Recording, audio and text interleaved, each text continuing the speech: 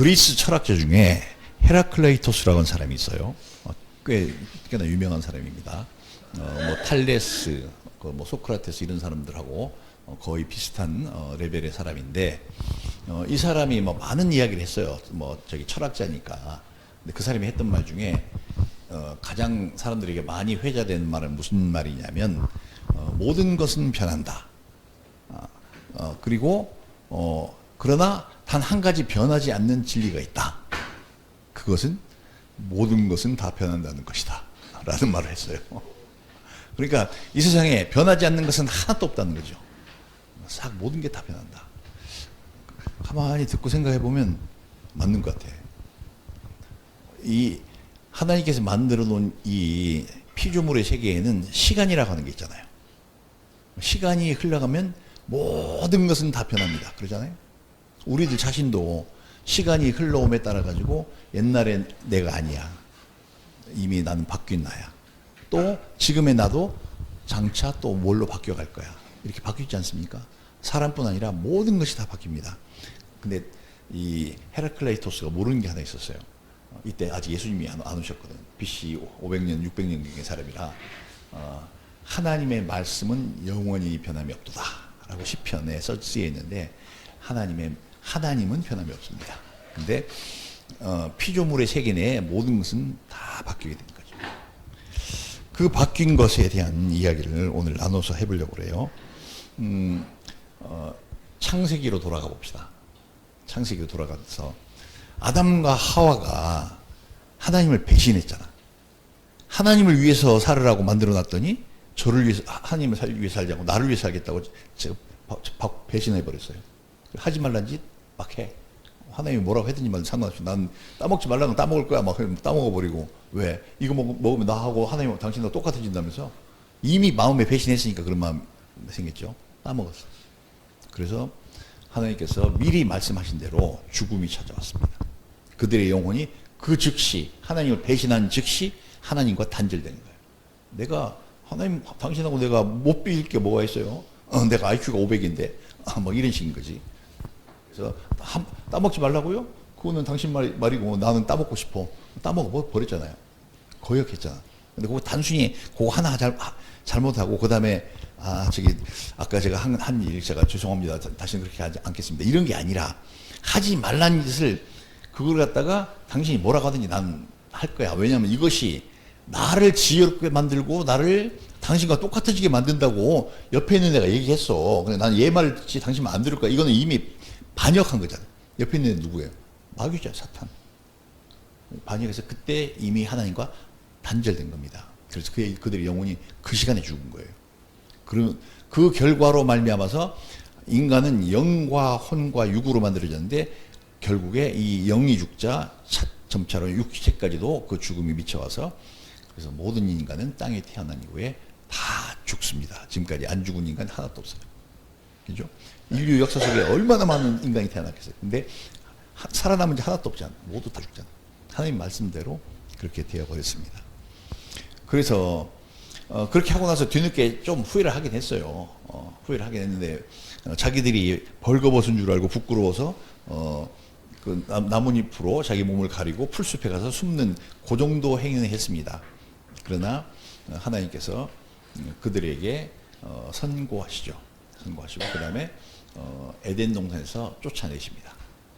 에덴 동산에서 왜 쫓아내셨냐면, 그렇게 하나님을 거역하고 배신하는 마음을 가졌으면서 동산 중앙에 있는 두 개 나무 중에서 하나는 따먹지 말라고 안 했어요. 따먹어도 된다고 얘기하신 거고, 하나만 먹지 말라고 했는데 그거를 먼저 따먹어 버렸어.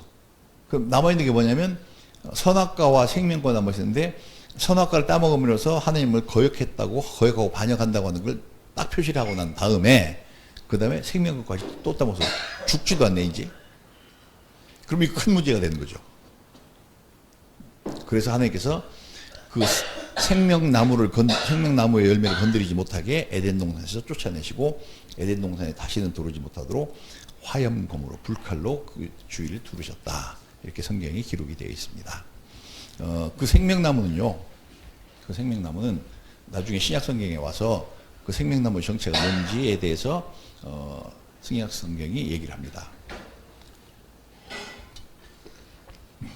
그 생명나무는 예수 그리스도이십니다.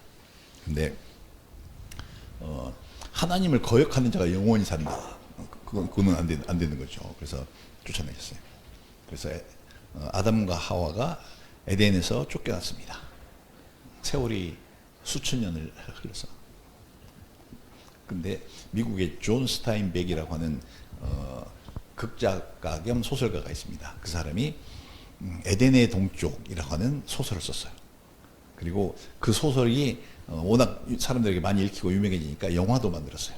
그래서 에덴의 동쪽이라고 하는 영화가 있는데 옛날에 제임스 딘이라고 하는 아주 유명한 배우가 있었는데 그 주인공을 합니다.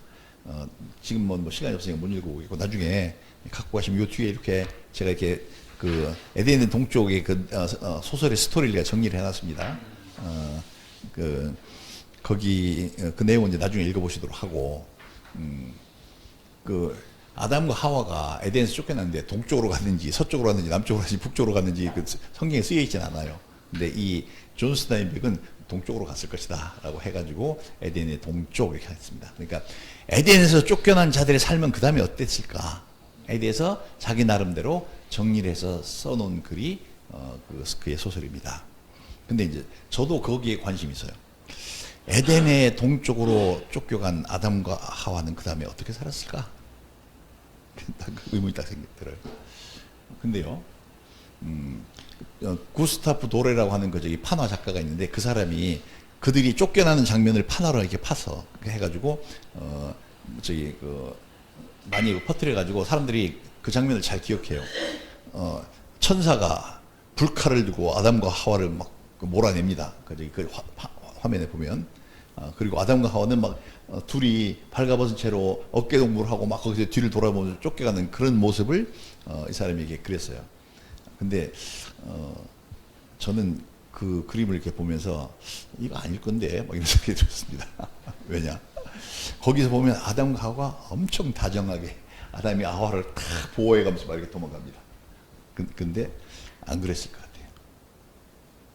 그 두 사람이 하여튼 에덴 바깥으로 쫓겨난 다음에 그 두 사람의 관계는 어땠을까 생각해 보면 밖에 나와서 이제는 에덴 동산 바깥에 나왔으니까 하나님께서 선고하신 대로 먹고 살으려면 이마에 땀이 흘러야 돼. 먹고 살아. 얼마나 열심히 해야 이마에 땀이 나겠어요. 막 인생 살기 힘든 거지. 농사를 짓든지 아니면 다른 일을 하든지 간에 정말 땀이 뻘뻘 날 정도로 막 해야 간신히 먹고 살 수 있는 상황이 됐어. 힘들죠.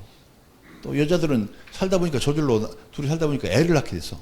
근데 이거 애 낳을래 죽을래 이렇게 하면 차라리 죽는 게 더 낫다고 그렇게 말하는 사람이 있을 정도로 애 낳는 게 그렇게 고통스러운데 그 고통을 막 겪는 거야. 계속.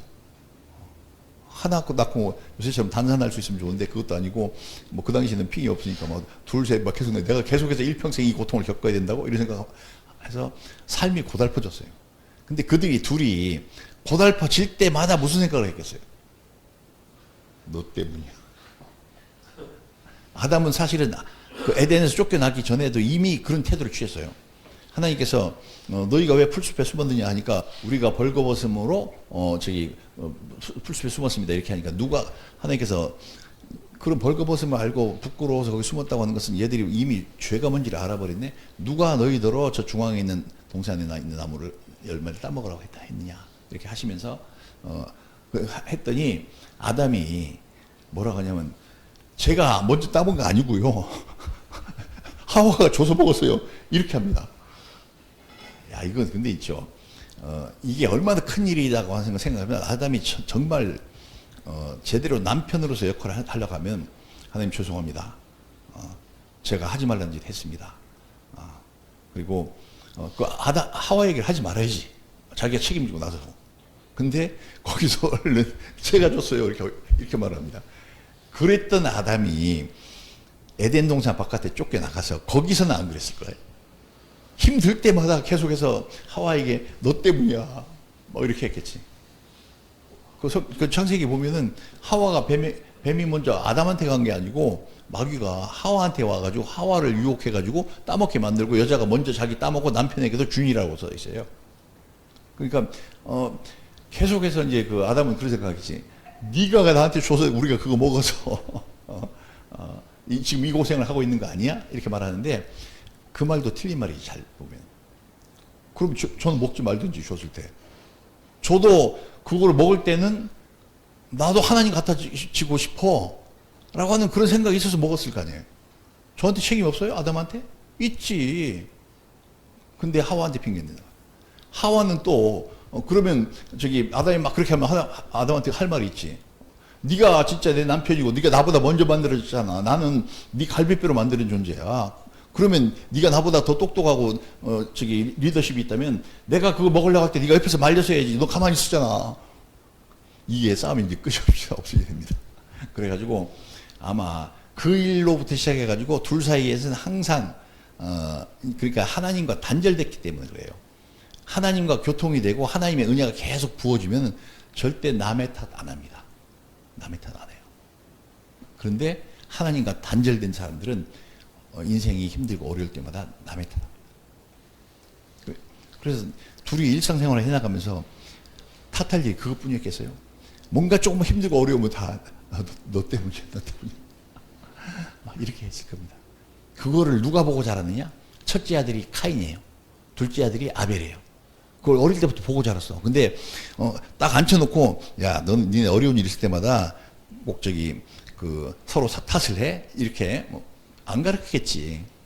그렇게 가르치진 않는데 그냥 카피돼 버린 거예요.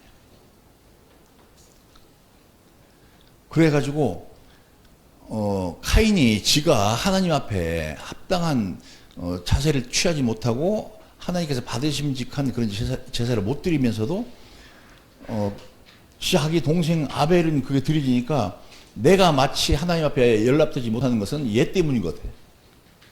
어릴 적부터 배워왔던 게 그거야. 자기 부모로부터.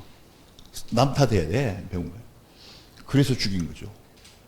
아니 사실 가만히 생각해 보세요. 카인이 아벨을 죽인 게 아벨이 카인한테 욕을 한마디 했습니까? 아니 뭐 뺨 한 대 때렸습니까? 아무것도 안 했어. 근데 가서 죽여버리잖아. 광해가 아무도 없는 데 가서. 왜 그랬어요? 단순히 질투가 아니라 질투 이상의 것. 내가 잘못되는 것은 너 때문이야. 만약에 네가 안 태어났다면 하나님이 아담의 후손으로 나 하나밖에 없으니까 내 재산 다 무조건 받으셨겠지. 이런 식으로 잘못 생각. 마귀가 그렇게 생각해 가겠죠. 그런데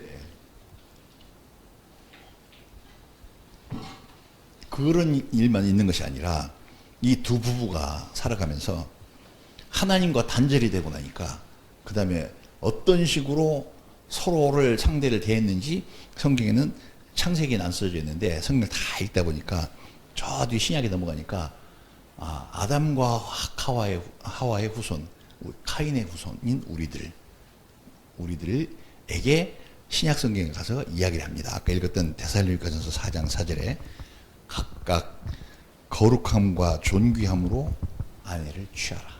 부부생활을 하라. 그래서 그건 뭐냐면 그렇게 하지. 너네 그렇게 하지 않고 지금까지 그렇게 안 했는데 지금부터 성도가 된 너희들은 그렇게 하라. 그러니까 아내를 생각할 때 거룩한 존재로 생각하라는 거지. 그리고 진짜 너무너무 귀하네. 막 이렇게 존귀와 존중과 있죠. 아주 귀히 여긴 존재로 하라고 하는 거예요. 그거 근데 이 말도 어디서 본 것 같아요. 잘 찾아보니까 창세기 때 하나님께서 아담을 잠들게 하시고 갈비뼈 하나를 취하셔서 하와를 만들었잖아요. 잠 깨서 보니까 너무나 아담이 지금까지 하나님께서 주셨던 모든 은혜와 선물과 사랑보다 최고의 것을 하나 만난 거지. 하와를 만나서 입에서 자동으로 그런 말이 막 나옵니다. 뭐라고 나오네? 이는 내 살 중에 살이요 내 뼈 중에 뼈다. 그 말은 이거 뭐냐면 더 이상 비교할 것이 없을 정도로 최고로 마음에 든다는 거지. 그렇게 했을 때 아담이 볼 때 하와는 그때까지 아직 죄 안 졌잖아요. 죄 안 진 그런 상태에서 하와는 하나님이 만드신 목적대로 살았을 거예요. 그러니까 무엇을 해도 나는 하나님을 위해서 사는 자야. 하나님 기쁘시게 하기 위해서 만들어진 존재야 해서 막 하나님을 기쁘시게 하려고 하고 막 하는 그런 것을 옆에서 보니까 아담이 하와가 거룩한 사람으로 보인다. 남자들이 하나님께 막 저기 뭐 충성하고 하나님을 기쁘시게 해드리는 것과 여자들이 또 해드리는 것 또 다른 면이 있잖아요. 전혀 다른 면이. 그러니까 아담은 내가 할 수 없는 진짜 이런 방법으로 하나님을 기쁘시게 해드린단 말이야. 해서 하와가 되게 거룩하게 보였을 거예요. 근데 하와가 보는 아담도 그럴 거야. 아담은 사나 죽으나 오로지 하나님만 위해서 사는 자네. 야, 진짜 거룩하구나. 그 영혼이, 그 심정이 거룩하구나. 서로 거룩함을 확인하는 그런 존재였을 거예요. 그리고 세상에서 가장 귀한 존재지. 둘도 없어졌대. 하와 1, 하와 2가 있었던 게 아니라 그것도 없어. 오직 하나. 하나님께서 한 사람 지어주셨으니까 뭐 만약에 하와가 길 걸어가다가 이렇게 돌부리에 발이 치였다. 그러면 뭐 아담은 막 내가 자기 발이 돌부리에 치인 것보다 1000배 나빴을 거야. 아파서 막 괴로워하고 이거 어떡하지 막 이랬을 거야. 너무 귀해서.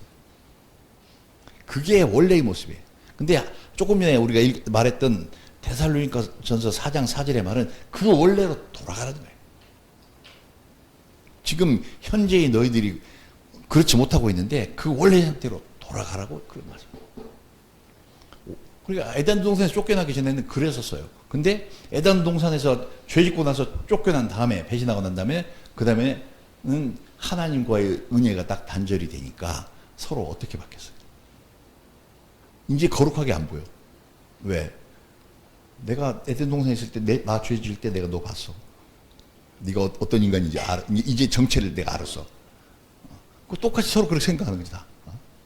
니타시오를 하면서 동시에 이제 거룩한 존재로 안 봐. 그리고 그런데 아직 육체는 안 죽었잖아요. 육체의 욕망은 남아 있어. 그래가지고 존경하지도 않고 존귀하다고 생각하지도 않고 거룩하다고 생각하지도 않는데 근데 육체의 소욕은 있어. 남자와 여자를 만들었으니까. 그러면 어쨌건 그 둘이 자손을 쭉 낳았잖아요. 그럼 어떻게 해서 자손을 낳았을까? 서로 거룩하다고 생각하지도 않고 존중하지도 않아. 근데 어떻게 일어났을까? 그게 그때부터 시작된 게 오늘날까지 쫙 이 세상에 나려서 이 세상 모든 사람들을 다 그렇게 지배하고 있습니다. 어떻게 했냐면 유혹했어요. 아담이 하와를 유혹했고 하와가 아담을 유혹한 거예요. 그렇게 돼서 자식을 낳았는데 지금도 잘 보세요. 이 세상에 결혼하기 전에 남자든 여자를 유혹해야 된다고 생각하고 있어. 어떻게든지 마음을 뺏어와야 돼. 여자는 또한 남자가 나를 네가 나를 유혹한다고 너는 그렇게 생각하고 있지만 사실은 내가 너를 유혹하는 거야. 이런 생각으로 또 유혹합니다. 그렇게 해서 부부가 탄생해요. 지금 이 시대에. 근데 그 부부가 온전하겠냐고. 세월이 지나가면 젊었을 때 그 막 매력, 뭐 20대, 30대 있을 때 막 젊고 싱싱하고 막 아름답던 그 매력이 40대, 50대, 60대가 아까 내가 변한다고 그랬잖아요. 헤라클레이토스가 모든 게 변한다고 얘기한 것처럼 변합니다. 그 젊음은 사라지고 그 모양도 사라지고 그리고 그 매력이 사라져. 그때부터 뭐가 나오느냐? 그때부터 남자들이 주로 많이 하는 것 같아. 근데 그 모르는 일이지. 아무도 모르니까. 그때부터 바람 피기 시작하고 한눈 팔기 시작하고 또 그런 관계가 쭉 이제 관계로 이렇게 변화가 됐는데 그렇게 꼭 생리적인 문제만 가지고 유혹을 하는 것이 아니라 하나님의 은혜가 딱 끊어지고 나니까 옛날에는 둘도 없었어. 지나가다 돌불에 발만 쳤어도 막 내가 1000배나 더 아픈 것 같아. 그런 마음이 싹 사라지고 어떻게 되냐?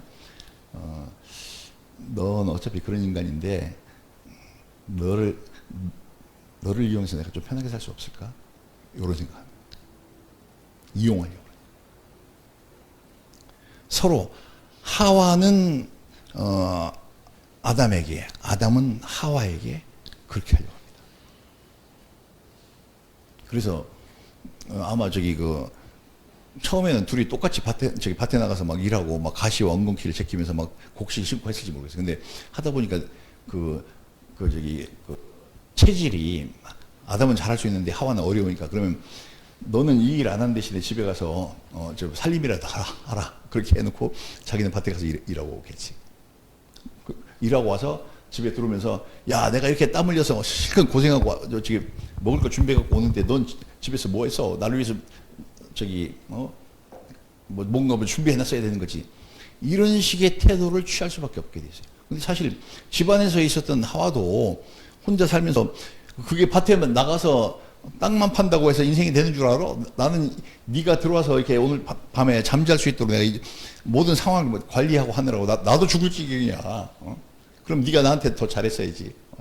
이게 그런 충돌이 그때부터 시작돼 갖고 오늘날까지 계속 내려오는 거예요. 한국도 참 심각한 사회가 됐죠. 결혼 1년 이내에 이혼율이 50%가 넘어갔으니까. 근데 왜 심지어 있죠. 신혼여행 가가지고 거기 가서 이혼하고 돌아온 사람들도 있다는 얘기를 제가 매스컴에서 들어봤어요. 왜 그랬어요? 네가 나한테 잘해야지. 서로 그런 거죠. 그게 뭐냐면요. 상대를 생각할 때 너를 위한 나야. 이게 아니라 나를 위한 너야. 이렇게 보는 거죠. 아담과 하와 처음에 만들어졌을 때 그렇게 안 했어요. 너 나의 구분이 없었어. 네가 발가락만 조금 다쳐도 나는 뭐 미칠 듯이 뭐 괴롭고 아팠어. 근데 이제는 서로 싹 이제 너는 나를 위한 나야. 해서 이용해 먹으려고 하는 것이 있습니다. 그게 사실 역사 대대로요. 모든 인간들이 거의 다 체험하고 살았습니다. 로마의 속담에 보면 이런 말이 있어요. 로마 시대 때 속담에 이 세상은 남자들이 지배한다. 그런데 남자를 지배하는 건 여자다. 그런 말이 있어요. 그게 무슨 얘기예요?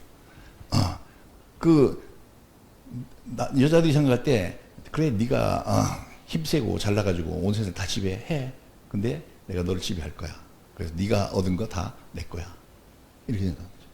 남자도 여자를 대해서 그와 비슷한 생각이야.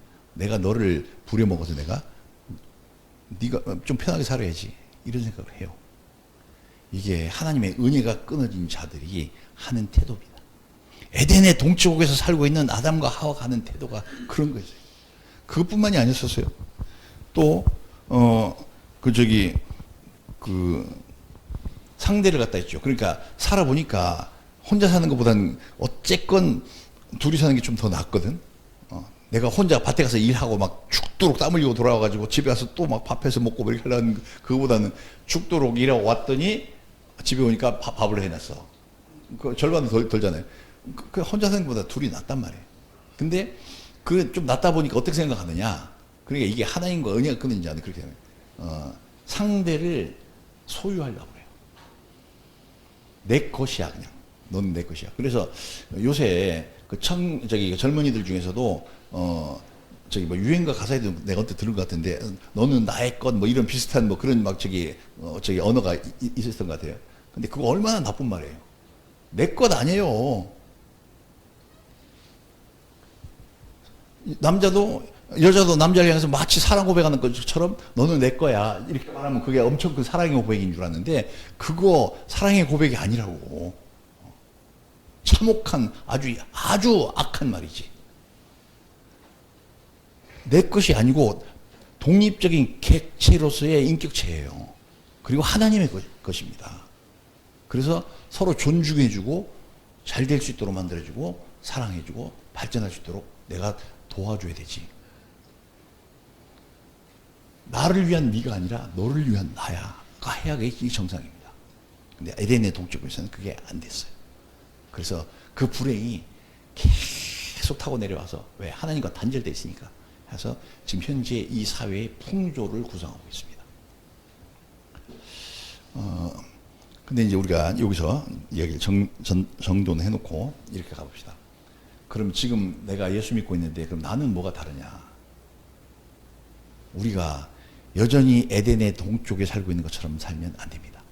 예수님이 이 땅에 오셔가지고 만들어 놓으신 게 뭐냐면 영원한 천국, 이 땅에 하나님 나라가 임해 오시게 만들었어요.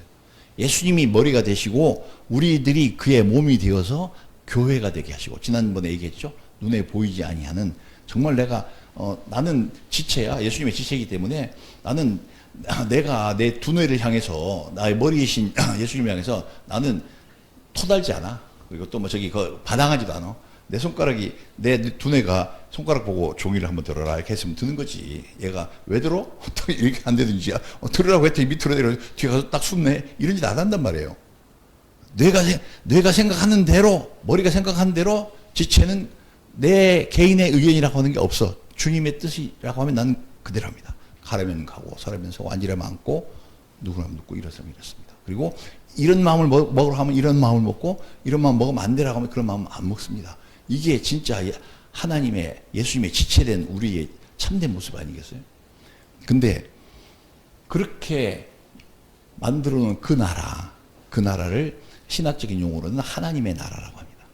하나님의 나라. 우리 하나님 나라에 속했어요. 우리는 에덴에서 쫓겨나서 에덴의 동쪽에서 살고 있던 아담과 하와와 카인의 후손인 건 맞아요. 육신적으로. 그런데 여기서 건져냄을 받아가지고 지금 현재 예수님이 오신 이후에 우리는 에덴의 동쪽에 살고 있는 것이 아니라 하나님의 나라에 들어가서 살고 있는 거예요. 그럼 하나님 나라에 들어와서 예수님의 몸의 한 지체로 살고 있는 우리는 아담과 하와가 생각하는 방식대로 생각하면 안 되지. 남 탓하면 안 돼. 우리 어떻게 해야 돼요?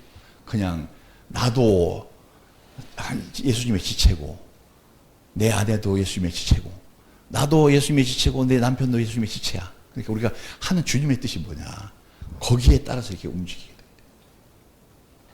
그렇게 될 때 비로소 회복이 되는 거예요. 회복. 죄 짓기 전에 아담과 하와 상태로 우리가 회복이 되는 거예요. 정말 내 뼈 중에 뼈요. 내 살 중에 살이다. 저는 그 기준 읽을 때마다 야 이렇게 사랑을 깊게 잘 표현해놓은 문장이 있을까? 정말 대단하네. 그런 생각이